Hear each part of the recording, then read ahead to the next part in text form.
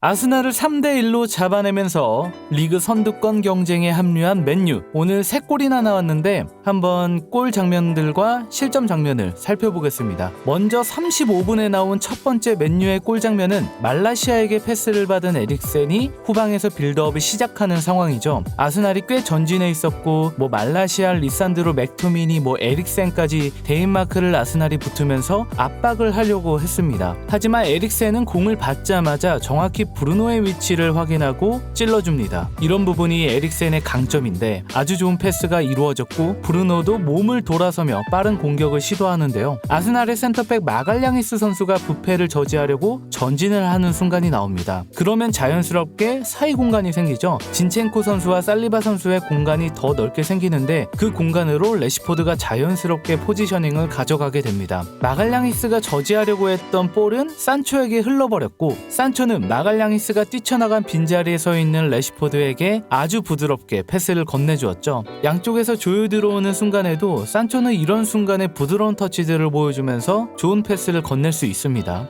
그리고 레시포드가 패스를 받을 때 오늘 첫 번째 골의 핵심인데 레시포드가 볼을 잡는 순간이 정말 중요했습니다. 만약에 이 상황에서 레시포드가 등지고 공을 받았다면 아니면은 몸을 조금 돌려야지만 골대를 바라볼 수 있는 그런 상황이 벌어졌다면은 진첸코가 압박을 들어오는 타이밍이 좋았기 때문에 뺏길 수 있었습니다.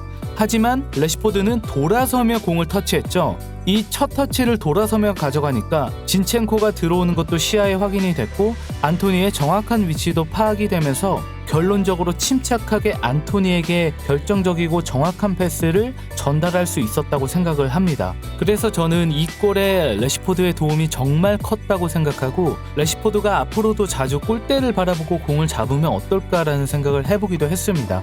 그리고 패스, 완벽한 1대1 찬스를 받은 안토니도 마무리하는 클래스를 보여주었죠. 램스데일이 리어 포스트를 예상하고 몸을 떴지만 이런 상황에서 왼발의 안토니, 왼발잡이들은 보통 팝포스트가 더 편한 상황이죠. 어쨌든 이거는 램스데일의 탓은 아니겠죠. 이런 1대1 상황을 막아내는 건 정말 어려우니까요. 그리고 안토니가 골을 넣고 이제 엠블럼을 잡고 하는 셀레브레이션 정말 너무 짜릿했습니다. 진짜 이게 맨유지라는 생각이 들 정도로 너무나 좋았습니다. 그런 엠블럼에 키스하거나 정말 열정적으로 엠블럼을 가리키면서 팬들을 향해서 셀레브레이션 하는 선수들은 사랑받을 수밖에 없죠.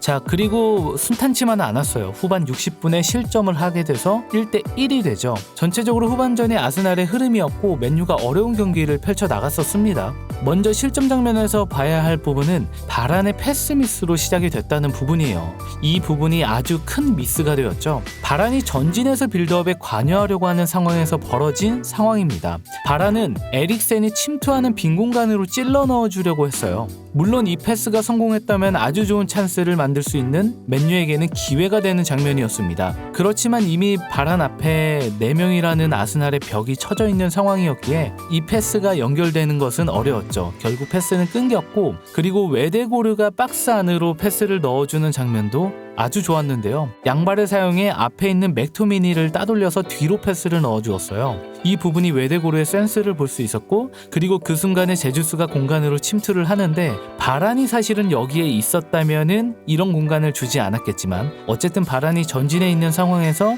이런 공간이 났을 때 어쩔 수 없죠. 주위 선수들이 다 달려들어야 됩니다. 실제로 데아, 리산드로, 달롯이 괜찮은 타이밍에 다 달려들었어요. 불행하게도 세컨볼이 사카에게 떨어지면서 실점을 할 수밖에 없었고 공이 들어간 이후 바란 선수는 굉장히 열받아하는 모습이었습니다. 공을 잡고 하늘로 뻥 차면서 자신에게 화가 난 모습이 보이기도 했는데요. 저도 이 장면 때문에 바란 선수에게 평점을 줄 때 6점을 줬지만 사실 전체적인 수비 능력은 바란 선수가 굉장히 뛰어난 모습을 보였죠. 그래도 맨유는 다행히 분위기를 금방 뒤집었어요.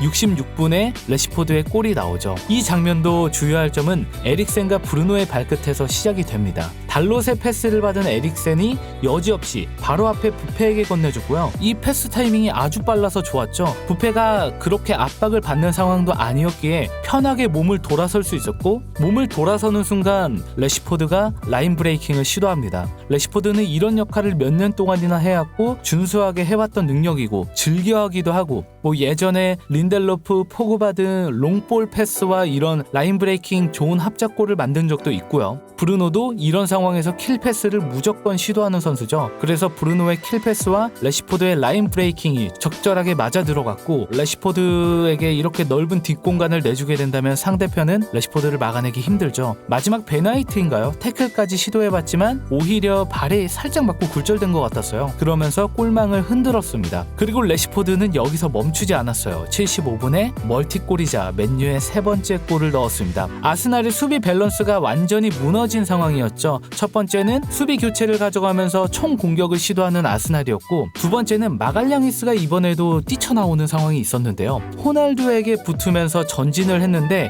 호날두의 공을 완벽하게 뺏어내지 못했어요. 호날두가 어떻게든 버티며 부페에게 건네준 것이 좋은 장면을 만들 수 있는 첫 시작이 되었죠. 뒷 공간을 만들어주는 역할을 해주게 된 거죠. 그리고 이런 빈 공간을 축구도사 에릭센이 침투합니다. 에릭센이 생각보다 이런 센스가 굉장히 뛰어난 것 같아요. 그리고 브루노가 또 좋아하는 상황이죠. 킬패스 바로 날립니다. 여기서 추가적으로 볼 점은 베나이트 선수가 이거를 바로 따라가서 그냥 뒷공간을 커버하냐 아니면은 오프사이드 라인을 유도하냐인데, 베나이트의 선택은 옵사이드 라인을 유도했습니다. 하지만 그게 실패하면서 완전히 오픈 찬스가 만들어졌습니다. 그리고 에릭센은 이 상황에서 욕심을 내지 않고 좋은 위치에 있던 레시포드가 또 이런 상황 좋아하죠. 반대편에서 쭉 밀고 들어가는 놀라운 속도로 침투를 하는 모습, 그걸 보여줬고, 이번에도 베나이트가 마지막에 슬라이딩 태클을 시도한 것처럼 보이지만 레시포드가 마무리를 지어냈죠.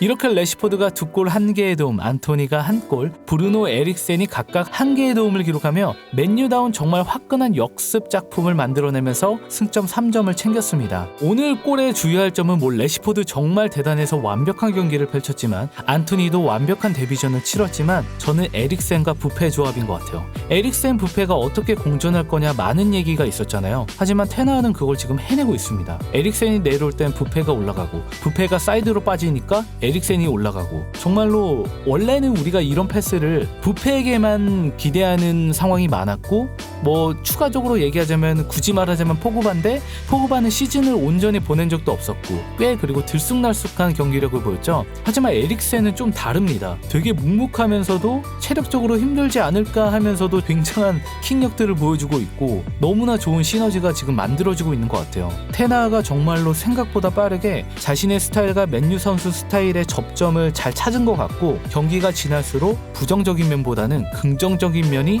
더 부각되고 있습니다. 과연 맨체스터 유나이티드 테나가 이 흐름을 어디까지 끌고 갈 수 있을지, 정말로 맨체스터 유나이티드가 리그 우승권에 도전을 해볼 수 있는 기회가 찾아올지 기대를 해보겠습니다. 지금까지 맨유 아스날 골 장면을 분석해봤습니다. 감사합니다.